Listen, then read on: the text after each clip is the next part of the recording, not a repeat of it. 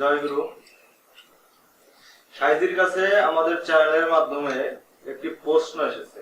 আচ্ছা, তো সেই প্রশ্নটি এখন আমি আপনার কাছে করছি, আপনি সদ উত্তরটি আমাদের দিবেন। প্রশ্নটি হলো, মৌলবাদী কিছু আলেম বলে সুফিরা নাকি পথভ্রষ্ট। সুফিরা কি সত্যি পথভ্রষ্ট? এই বিষয়ে আপনার কাছ থেকে আসলে আমরা আলোচনাটি জানতে চাই, আপনি এটার সদ উত্তরটি আমাদের দিন। আউযু বিল্লাহি মিনাশ শাইতানির রাজিম। বিসমিল্লাহির রহমানির রহিম। এখানে এই শব্দটার থেকে আমরা শুরু করব কথা, যে আউযু বিল্লাহি মিনাশ শাইতানির রাজিম, যে আমার মধ্যে যত প্রকার শয়তান আছে, খারাপ দিক আছে, তা থেকে আমাকে পানা দাও। কথাটা তাই নয়? তো এখন যদি তাই হয়, তাহলে ইসলামটা এমনই একটা জায়গা যেখানে সঠিক সত্য না জেনে তার বিষয়ে কথা বলা ঠিক নয়। এখন যে প্রশ্নটা এসেছে যে মৌলবাদী, আসলে যে মৌলবাদী শব্দটার অর্থ আগে জানতে হবে, কারণ আমরা একজন মুসলমান আরেকজন মুসলমানকে কখনোই হেয় করে কথা বলতে পারবো না, প্রথম শর্ত।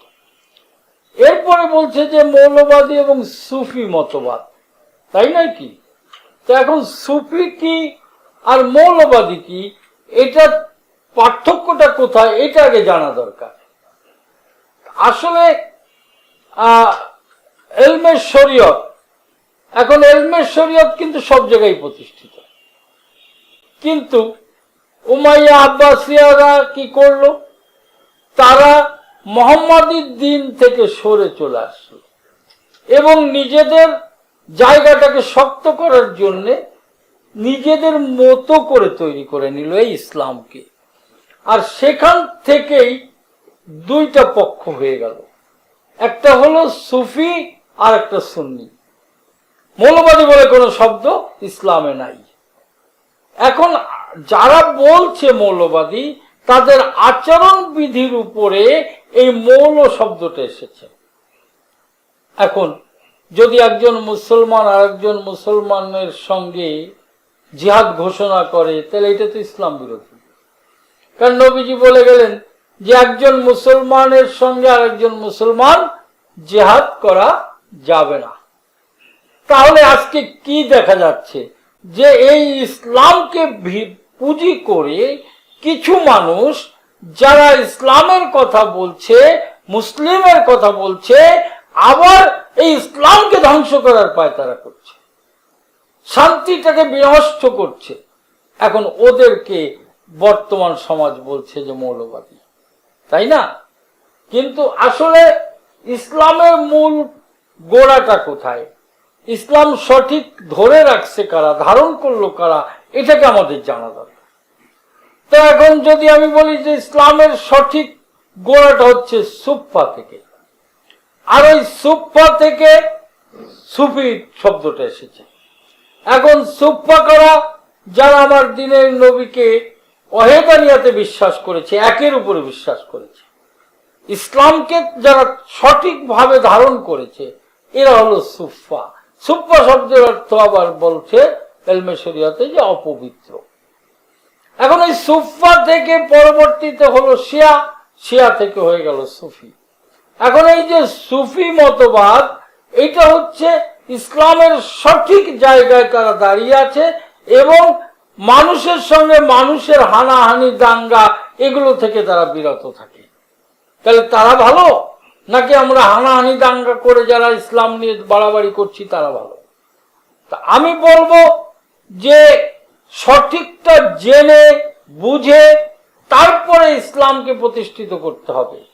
ইসলামকে প্রতিষ্ঠিত করার জন্য আমার দিনের নবী হযরত মুহাম্মদ সাল্লাল্লাহু আলাইহি ওয়াসাল্লাম অনেক ঘাত প্রতিঘাতের মধ্যে দিয়ে অনেক কষ্ট করে এই ইসলামকে প্রতিষ্ঠিত করেছে, এই কালিমাকে প্রতিষ্ঠিত করেছে। কি কালিমা? লা ইলাহা ইল্লাল্লাহু মুহাম্মাদুর রাসূলুল্লাহ। এই যে কালিমাটা প্রতিষ্ঠিত করে গেলেন, এই কালিমার উপরে যদি আমরা সঠিকভাবে দাঁড়াতে পারি তবেই তো আমরা মুসলিম বা ইসলাম ধর্ম অবলম্বী, তাই না?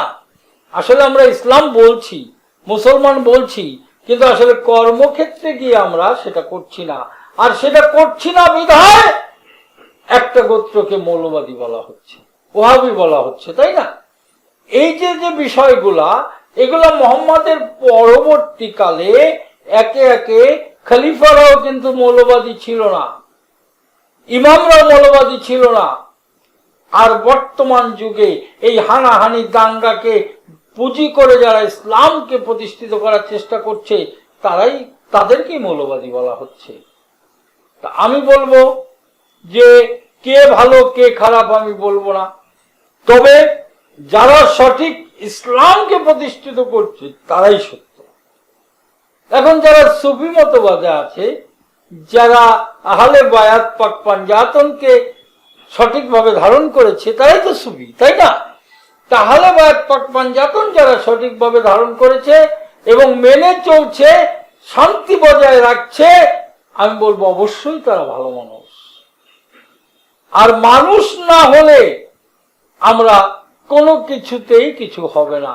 শুধু মানব থেকে আমরা সুন্দর ভাবে পোশাক পরলাম, আমরা সাজলাম, যেমন বলেছি যে সাধু অনেক আছে পৃথিবীতে, সাধুর অভাব নেই, লেবাসধারীর অভাব নেই, কিন্তু শুদ্ধ সাধক কয়জন আছে? তাই আমার শাহজি লালন বললেন যে কোটিতে গুটি। ঠিক ইসলামটাও সেরকম, যে সঠিক ইসলাম ধারণ করা মানুষটা কয়জন, তাই না? এবং যারা সঠিক ইসলাম ধারণ করার চেষ্টা করছে তারা সবাই সুফি মতবাদকে গ্রহণ করেছে, যেটা হচ্ছে ইসলামের গোড়ার থেকে হয়ে আসছে। এবং আমার দিনের নবী হযরত মুহাম্মদ সাল্লাল্লাহু আলাইহি ওয়াসাল্লামের থেকেই এটা শুরু হয়েছে, যেখান থেকে সুফা থেকে শিয়া, শিয়া থেকে সুফি। এবং যাদের মৌলবাদী বলা হচ্ছে, মৌলবাদী বলে কোনো শব্দ ইসলামে নাই, আমরা বলছি এটা আমাদের অপরাধ। তবে যারা এই ইসলামকে নিয়ে হানাহানি দাঙ্গায় মত্ত হয়েছে, আমরা তাদেরকে একটা গোত্র তৈরি করেছি, তাই না? মানুষ তাদেরকে একটা গোত্রে বিভক্ত করেছে। যেমন ওহাবি সম্প্রদায়, এখন ওহাবি কারা? মাওলানা ওহাব থেকে আসছে ওহাবি। এরকম এক একজনের থেকে এক একটা গোত্র বেরিয়ে আসছে এবং তাদের মতবাদের সঙ্গে সুফি মতবাদের এবং গোড়ার সঠিক যে মতবাদ, মূল ভিত যেখানে ইসলামের, সেখান থেকে তারা বিচ্যুত হয়ে যাচ্ছে। আর এই বিচ্যুত যারা হচ্ছে তারা অবশ্যই ইসলাম বিরোধী আমি বলবো। এবং ইসলাম বিরোধিতা যারা করবে, যারা ইসলামকে বিনষ্ট করবে, ধ্বংস করবে, তাদেরকে আমরা ভালো বলতে পারি? অবশ্যই না। আর যারা ইসলামকে সঠিকভাবে ধারণ করবে, শান্তি বজায় রাখবে এবং মানুষকে ভালোবাসবে, তারাই সত্য এবং সঠিক। ইহাই ছিল এই কথার মূল ব্যাখ্যা। ধন্যবাদ সবাইকে, আবার দেখা হবে ইনশাআল্লাহ। যাই হোক, আমরা যে চ্যানেলে কথা বলছি, চ্যানেলটিকে আপনারা যদি সকলে সাবস্ক্রাইব করেন, যে চ্যানেলটির নাম আয়না মহল, সাবস্ক্রাইব করলে এই চ্যানেলটি হয়তো আস্তে আস্তে এগিয়ে আসবে এবং সত্য এবং সঠিক তথ্যগুলো আপনারা পাবেন। তাই আমি সবাইকে অনুরোধ রাখবো, যারা ভিউয়ার্স আছেন আপনারা এই চ্যানেলটিকে সাবস্ক্রাইব করুন এবং লাইক, কমেন্টস, শেয়ার করুন। ধন্যবাদ সবাইকে।